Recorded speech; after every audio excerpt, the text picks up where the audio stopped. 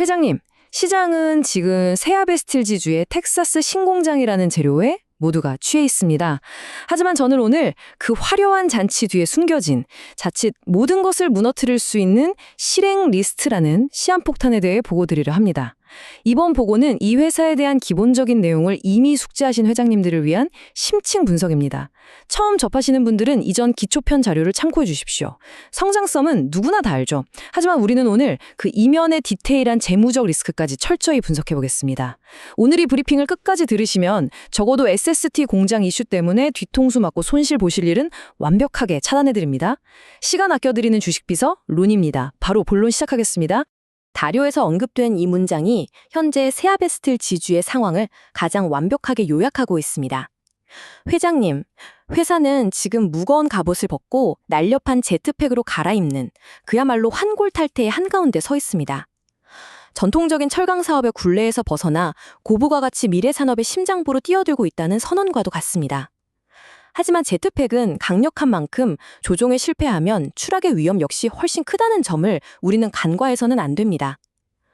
기존의 강철 갑옷은 무겁고 둔했지만 외부 충격으로부터 회사를 안정적으로 지켜주었습니다. 반면에 제트팩은 엄청난 속도와 기동성을 부여하지만 단 한 번의 조종 실수나 엔진 결함이 발생하면 모든 것을 잃을 수 있는 높은 변동성을 내포하고 있습니다. 오늘 보고는 바로 이 제트팩의 성능과 잠자더 결함을 동시에 살펴보는 시간이 될 것입니다.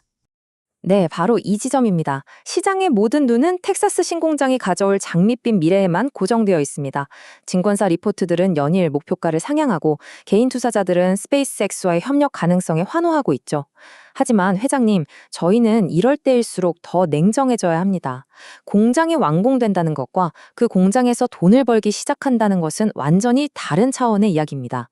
오늘 보고의 핵심은 바로 이 간극, 즉 공장이 완공되면 돈을 벌 것이다 라는 막연한 기대와 목표 수율 확보, 고객사 인증, 그리고 실제 수주 계약이라는 험난한 현실 사이의 거리를 집중적으로 파헤치는 것입니다.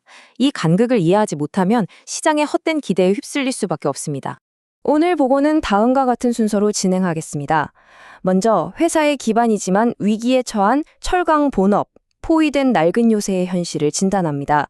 다음으로 이미 회사의 이익 체력을 바꾸고 있는 고마진 수익 엔진들을 분석하고 이어서 모두가 주목하는 텍사스 게임 체인저, 즉 신공장의 잠재력을 깊이 파고들겠습니다.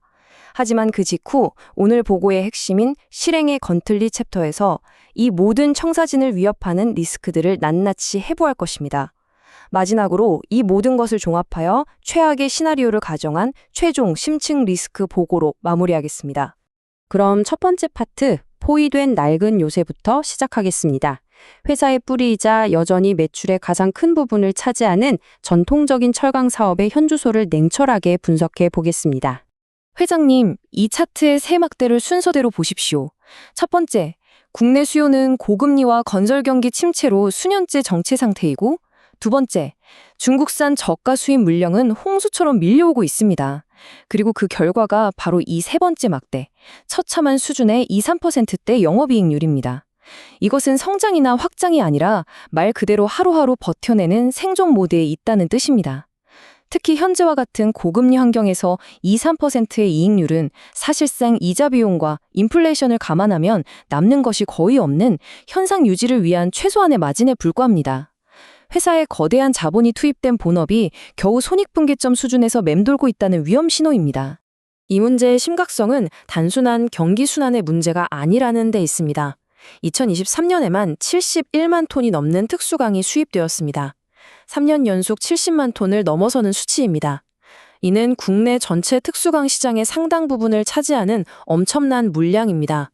이것은 일시적인 현상이 아니라 자국 내 부동산 경기가 붕괴된 중국이 남는 철강을 한국 시장에 덤핑으로 밀어내는 구조적인 위협이라는 명백한 증거입니다. 이 저가 공세는 국내 철강 가격의 상단을 억누르고 세아베스틸 같은 국내 기업들의 마진을 지속적으로 갉아먹는 암적인 존재입니다. 하지만 이 공격에 대한 방어벽이 없는 것은 아닙니다. 바로 최근 부과되기 시작한 반덤핑 관세입니다. 이 표를 보시면 중국산과 일본산 특수강에 대해 최대 33%가 넘는 높은 관세가 부과된 것을 확인할 수 있습니다. 이것은 매우 강력한 방어 주단입니다.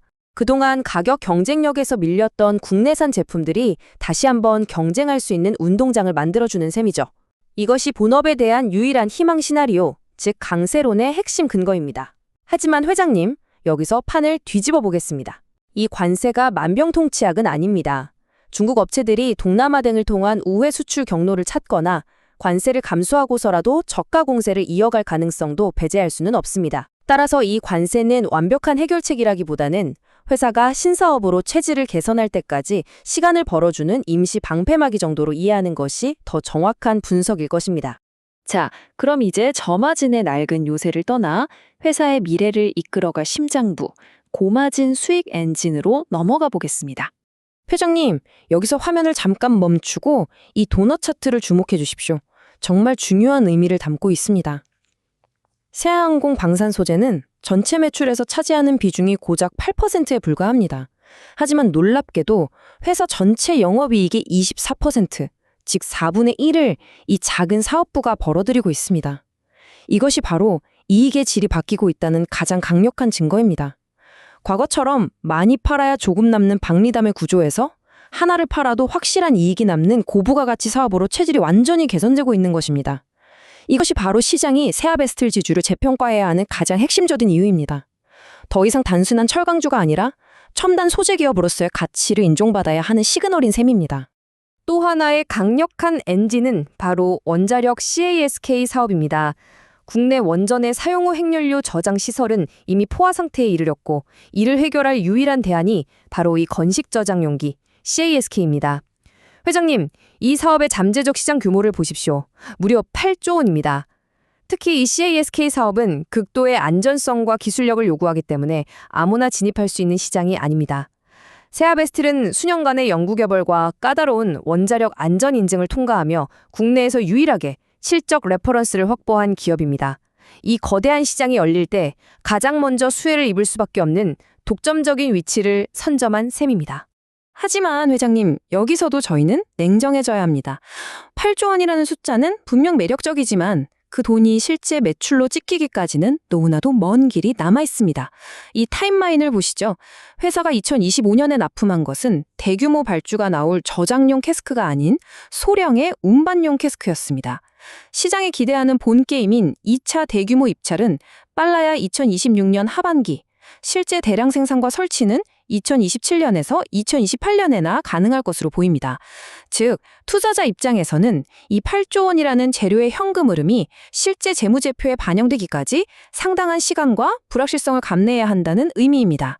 단기 실적 개선을 기대하고 접근하기에는 매우 위험한 재료인 셈입니다. 자, 이제 오늘 브리핑에서 가장 뜨거운 감자이자 강세론의 심장부, 텍사스 게임 체인저로 넘어가겠습니다. 바로 세알 슈퍼 알로이 테크놀로지스 SST 신공정에 대한 이야기입니다. 증권가에서는 이 텍사스 신사업의 가치를 무려 1.6조 원으로 평가하고 있습니다. 이는 기존 철강 본업의 가치인 1.3조 원을 훌쩍 뛰어넘는 수치입니다. 어떻게 이런 평가가 가능한 것일까요? 그것은 바로 이 사업이 단순히 매출을 늘리는 수준이 아니라 회사의 이익 구조 자체를 근본적으로 바꾸는 게임 체인저이기 때문입니다. 지금부터 그 이유를 하나씩 보여드리겠습니다. 회사는 이 공장을 짓기 위해 약 2,130억 원이라는 막대한 자금을 투입했습니다. 회장님, 이 숫자가 어느 정도 규모인지 감이 잘 안 오실 수 있습니다. 이는 회사의 연간 영업이익에 육박하는 금액으로 그야말로 회사의 명운을 건 투자라 할 수 있습니다. 이 숫자는 단순한 설비 투자를 넘어 철강회사의 정체성을 버리고 첨단 소재 기업으로 다시 태어나겠다는 강력한 의지의 표명입니다. 이 공장은 연간 6,000톤 규모의 특수합금을 생산하게 됩니다. 여기서 중요한 것은 무엇을 생산하느냐입니다. 단순한 철광이 아니라 항공기 엔진과 우주 발사체에 사용되는 니켈, 티타늄 기반의 초내열 합금입니다. 이 6,000톤이라는 생산 능력은 북미 시장에 없던 새로운 공급 능력이 생겨나는 것을 의미합니다. 지금까지 소수의 과점 기업들이 장악하고 있던 시장에 새로운 경쟁자가 등장하는 것이며 이는 고객사들에게 공급망 안정성과 가격 협상력이라는 새로운 선택지를 제공하게 될 것입니다. 회장님, 이 숫자가 오늘 보고의 핵심 중 하나입니다. 20% 이상. 이 공장의 목표 영업 이익률입니다. 앞서 보셨던 철광 본업의 이익률 24%와 비교하면 그야말로 하늘과 땅 차이입니다. 단순 계산으로도 SST 공장 하나가 벌어들일 수 있는 영업이익이 현재 세아베스틸 지주 전체가 벌어들이는 이익의 절반을 넘어설 수 있다는 의미입니다. 이 공장이 본격적으로 가동된다는 것은 회사의 이익 체력이 10배 이상으로 퀀텀 점프하는 것을 의미합니다. 더 놀라운 것은 이 공장이 시장에 진입하는 타이밍이 그야말로 환상적이라는 점입니다. 현재 카펜터, ATI와 같은 글로벌 특수합금 메이저 기업들은 보잉과 에어버스의 역사적인 수주 잔고를 감당하지 못해 납기가 2배 이상 늘어난 상태입니다. 생산 능력이 꽉 차서 주문을 더 받을 수가 없는 극심한 공급자 우위 시장이 형성된 것이죠. 이것은 마치 모두가 목말라 하고 있는데 세아베스틸이 유일하게 새로운 우물을 파서 나타난 것과 같은 형국입니다. 물이 필요한 항공우주 거인들이 줄을 서서 기다릴 수밖에 없는 상황인 것이죠. 여기 지정학적인 이점까지 더해집니다. 회장님, 프렌드쇼어링이라는 단어를 주목해 주십시오. 미중 갈등이 심화되면서 미국은 국방, 항공우주와 같은 핵심 산업의 공급망에서 중국을 배제하고 한국과 같은 동맹국 중심으로 재편하고 있습니다. SST는 바로 이 전략의 최대 수혜자입니다. 예를 들어 록히드 마틴이 최첨단 스텔스 전투기를 제작하는데 핵심 부품 공급을 중국에 의존하는 리스크를 감수할 수 있겠습니까? 절대 불가능합니다. 그들은 약간의 비용을 더 지불하더라도 미국 본토에 있는 동맹국인 한국 기업의 공장에서 안정적으로 부품을 공급받는 것을 선호할 수밖에 없습니다. 이것이 바로 안보 프리미엄의 실체입니다. 회장님, 내용이 좀 깊어지는데 괜찮으시죠? 이 부분이 오늘 브리핑의 핵심이라 그렇습니다. 지금까지 우리는 SST 공장이 가져올 엄청난 잠재력에 대해 이야기했습니다. 시장은 환호하지만 저희는 여기서 냉정해져야 합니다. 지금부터는 이 장밋빛 청사진과 냉혹한 현실 사이에 놓인 실행의 건틀릿, 즉 치명적인 리스크들에 대해 보고드리겠습니다. 이 표가 바로 시장 참여자 대부분이 간과하고 있는 실행 비대칭성의 함정입니다. 그들은 오직 왼쪽의 장밋빛 기대에만 주목하고 있지만 우리는 오른쪽의 구조적 현실이 언제든 발목을 잡을 수 있다는 것을 명심해야 합니다. 시장은 SST가 2027년 1분기면 완전 가동에 들어갈 것으로 기대하지만 현실은 각종 인증 절차 때문에 4분기까지 지연될 가능성이 높습니다. 시장은 보잉의 주문이 쏟아질 것이라 희망하지만 보잉 777X 기종의 개발 지연으로 실제 수요는 정체될 수 있습니다. 이 모든 것이 우리가 오늘 직면해야 할 약세 시나리오의 구체적인 내용입니다. 회장님, 실행 리스크란 바로 이런 것입니다. 공장 완공은 즉각적인 매출 발생이라는 등식은 절대 성립하지 않습니다. 특히 항공우주 산업은 더욱 그렇습니다. 공장의 하드웨어가 완성된 후에도 목표 수율을 안정적으로 확보하고 고객사에게 샘플을 보내 테스트를 받고 AS910과 같은 극도로 까다로운 국제 인증을 통과해야 비로소 첫 상업 납품이 가능해집니다. 이 과정은 짧게는 수개월, 길게는 1, 2년까지 걸릴 수 있습니다. 그리고 이 1, 2년의 지연 기간 동안 회사는 막대한 고정비와 이자 비용을 감당해야 합니다. 매출은 발생하지 않는데 돈은 계속 나가는 소위 죽음의 계곡 구간에 진입할 수 있다는 것이 바로 이 실행 리스크의 가장 무서운 점입니다. 이제 마지막 파트입니다. 좋은 말만 하는 건 간신입니다. 지금부터는 회장님의 자산을 지키기 위해 최악의 시나리오를 가정하겠습니다. 지금까지 분석한 모든 강세론과 약세론을 종합하여 회장님의 자산을 지키기 위한 최악의 시나리오, 최종 심층 리스크 보고를 시작하겠습니다. 만약 저희가 우려했던 모든 실행 리스크들이 동시에 현실화된다면 어떻게 될까요? SST 공장의 인증은 지연되고 보잉의 수요는 예상보다 부진하며 원자력 CSK 발주마저 뒤로 밀리는 최악의 상황이 닥쳤을 때 이 회사의 가치는 어디까지 하락할 수 있을까요? 그 답이 다음 슬라이드에 있습니다.